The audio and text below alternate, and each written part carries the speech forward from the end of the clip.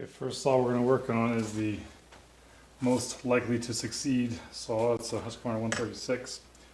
Looks mostly complete. Actually, looks all complete from the outside.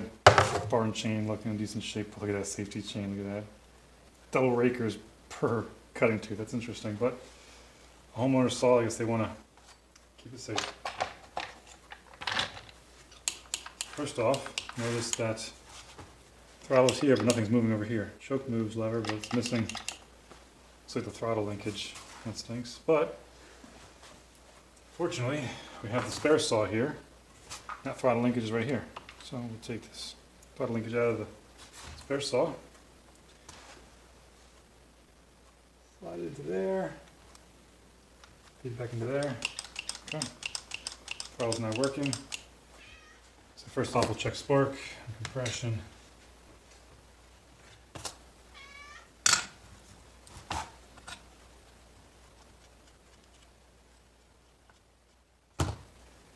So I sold one of these saws just like this last fall for 140 bucks. So again, I think it's a $140 saw.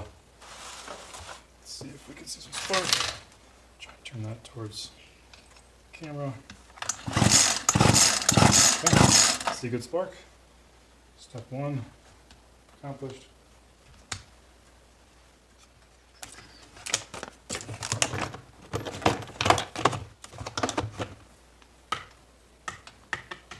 I'm not even sure the compression should be on these particular saws, but I'm thinking if it's 130, 40, 50, something like that, would probably be good.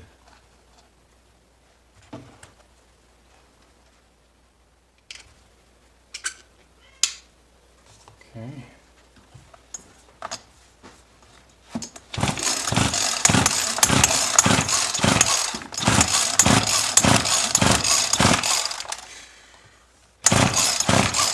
Okay, it's like about 130. It's leaking down a little bit, which is, that may just be the seal in here. So, that should hold max pressure. So, all right, well, good enough to know we have some compression to start. All right, so we'll go ahead and put this back together. Put a little gas. See if she'll fire up.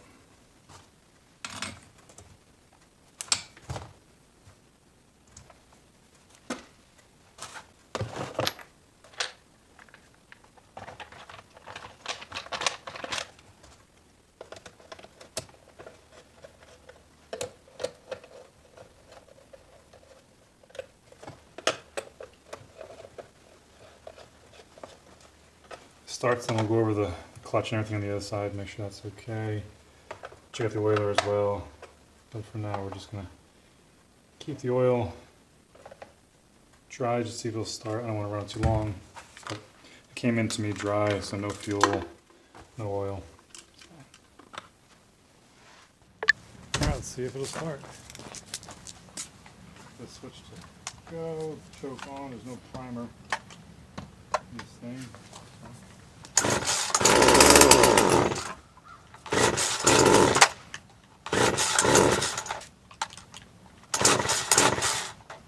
Well, it's leaking fuel on me, so there's one issue I have to fix, but so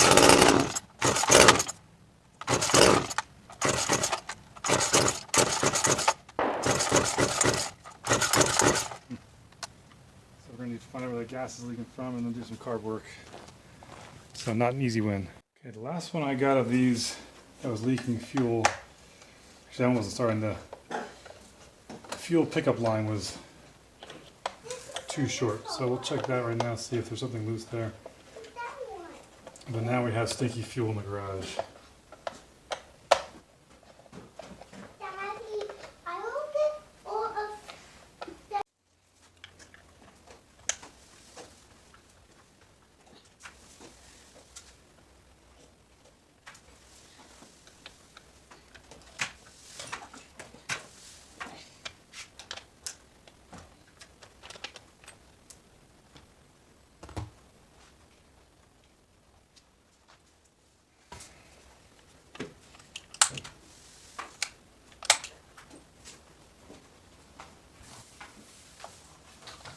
Sometimes when I work on metric heads. I wonder if they have any size other than 10 millimeters. Everything seems to be 10 millimeter.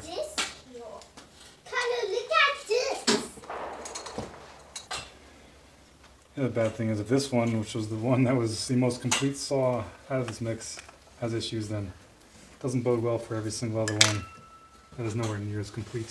So, let me see fuel down there.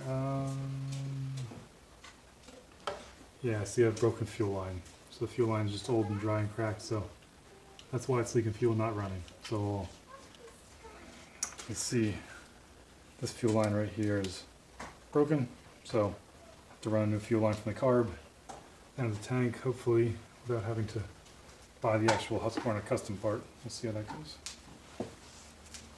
Okay, I just dumped all the fuel out to make it so it spills less. But this garage smells like fuel right now. Okay.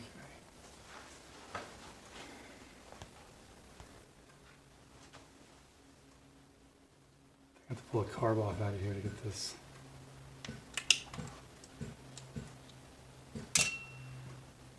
Fuel line. It's just disintegrating. Yep. Do some more assembly to try and get down to the fuel tank and how to get the hose in there.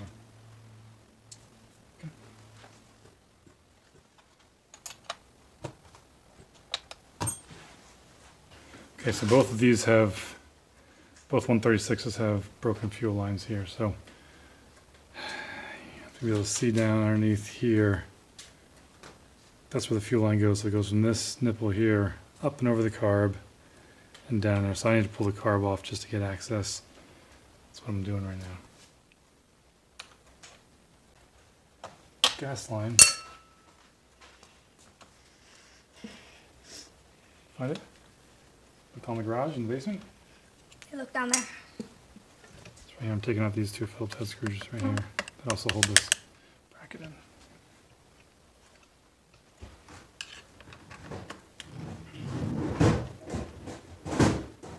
Is this one you needed? No. Oh, one of those? You have 7mm socket in there?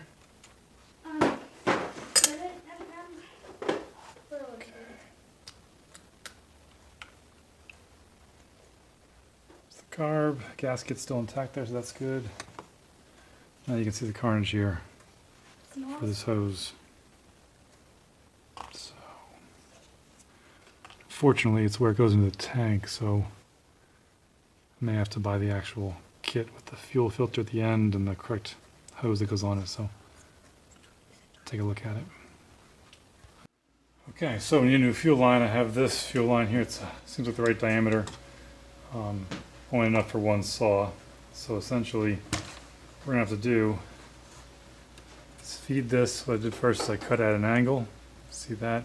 Try and make it go through those holes. It should be a tight fit because this outer diameter of this hose seals against the inside of the tank so it doesn't leak fuel. So try and feed that down in there. Into the fuel tank. I'm going to use something that's that. So I get that through both holes into the fuel tank. And then stick this in. Yep, it's on the side there. Wow. Things in the day. You never have too much lighting in your work, that's for sure. Can have to take that and keep on the side. So I get it started in the tank, I'll try to reach the tank. It's on the other side now. Look at the flash with me. That doesn't work, so juice. We got a battery with a rigid plate. Okay, what's on there?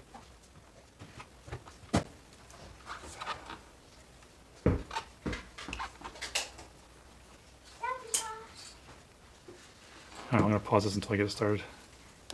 Okay, I got it fed through, it's sticking out here. Pull through a little more and then we'll get the right length here to fit over the top here. And then we should get started. Okay, so one tip I use is I cut that leading edge I was pushing down to the top at a sharp angle to try and get it started a little easier. I'm going to cut that flush before I attach the fuel filter back on it.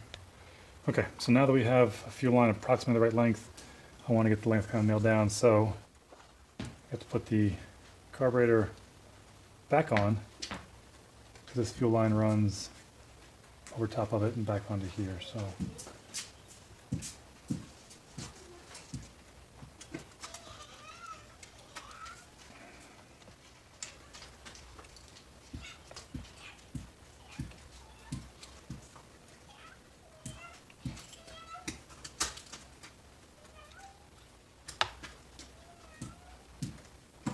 be too short and it can't be too long. I don't want it getting interfering with other things, so I have to pull a little bit more through to get this to sit down a little lower, but for now, I think it's an okay position to start it with. So then we'll also attach the fuel filter.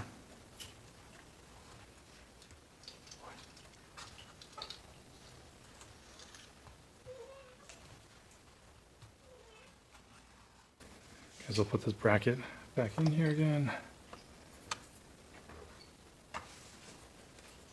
So we're making recordings of this stuff is so much more difficult than just doing the work. So I skipped some steps. It's because I'm annoyed at having to record all this. If you can't see it too well, what I'm doing, I apologize. Again, pain in the neck to do the work and try and get a good video of it.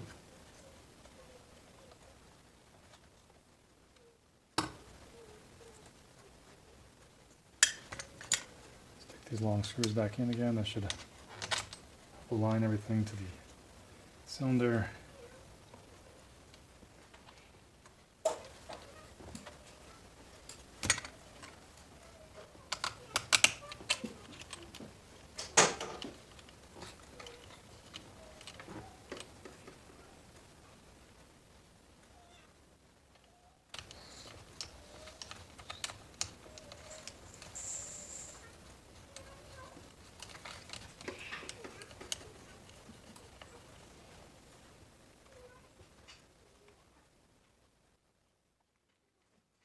Trying to get a 7mm socket out of that box there. Two of the smallest ones, 1/4 inch.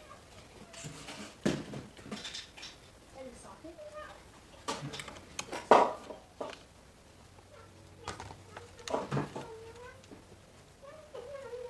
7mm.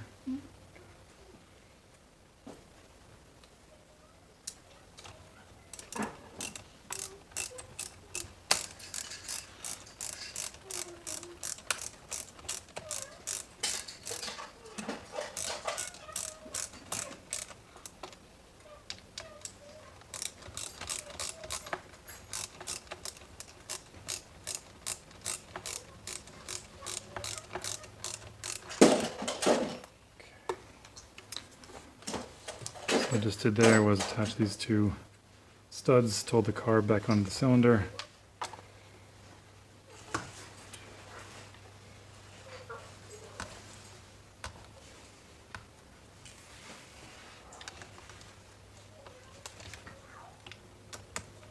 Color. Okay. Looking like that, then we can tighten back up these two screws here. One holds the ground wire down, switch. Okay. Now, this plastic piece here goes this way, and we have to make sure that it's not interfering with the gas line.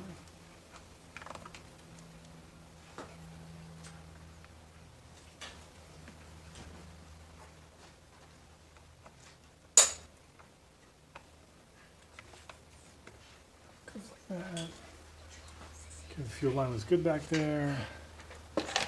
Make sure that this doesn't interfere with that either. Okay. Those things settle so the fuel line is the correct length. Just make sure that the throttle can move. So I may have to sneak this hose. Oh no, I think it's sneaking outside there. A little plastic groove there. Sorry, please hold your applause until I get this right. Yeah, so, gotta pull that out again. Hold. Okay, so this fuel line is a little groove in the plastic up here. On this side over here, it's gotta go around that throttle linkage there. I had it closer inside that plastic piece before, and that wouldn't allow the throttle to move up here. So make sure you put that plastic, the fuel line, sorry, goes outside that little plastic ring there, up into this groove, and that'll hold in the right location. Okay, so I need to back up, get the hose routed the correct way.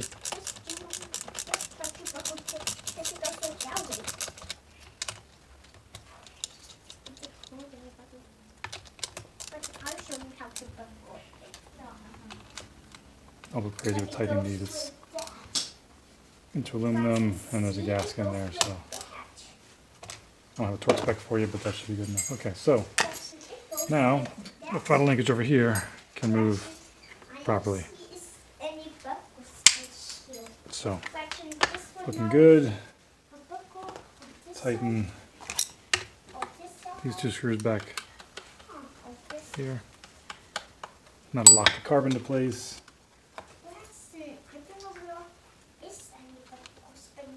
Okay. Now, stick this plastic part back on, like the correct way.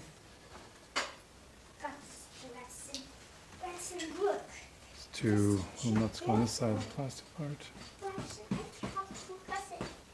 These are the 10mm nuts I talked about before. Got plenty of 10mm wrenches, that's for sure.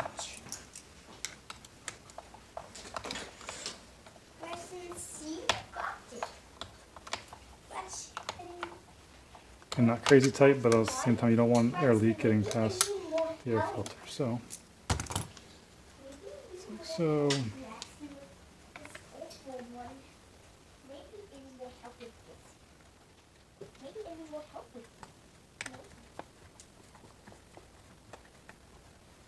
Tighten the air filter screws back on using our scrunch.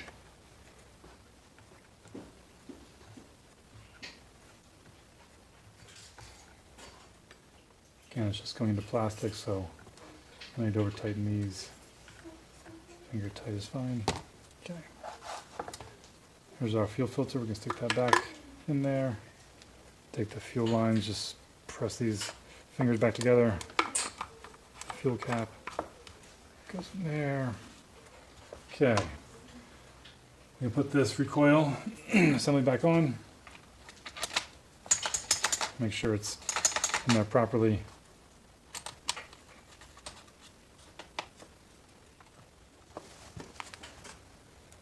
Unfortunately, I don't have enough fuel line of that particular size to do the other saw as well.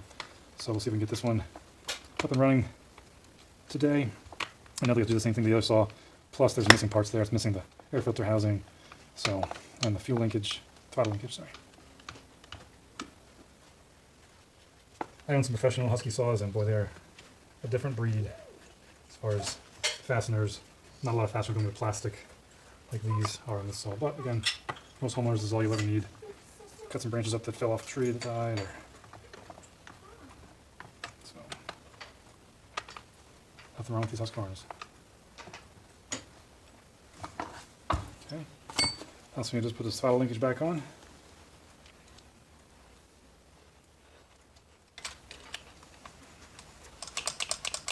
Throttle's moving, choke's moving. Okay.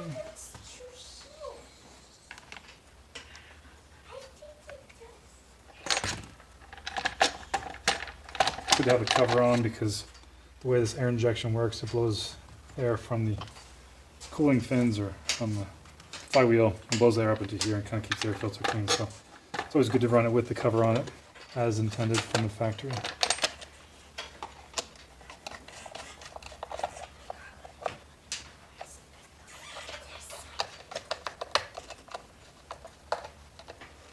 Now I'm more confident this will run correctly this time, but no guarantees in life.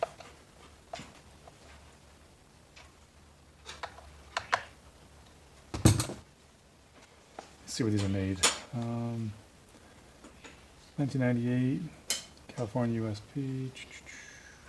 I know the professional saws have a metal plate that says Husqvarna with a Swedish location, but I don't see anything as far as made in on this particular saw. So here we go. Oh, down here, it's tag Husqvarna, made in the USA. How about that? Cool. Let's go fire this thing up. Okay, just so we're not cheating, I have not. There's no prime bulb in this one. Let's see how many pulls it takes to start out.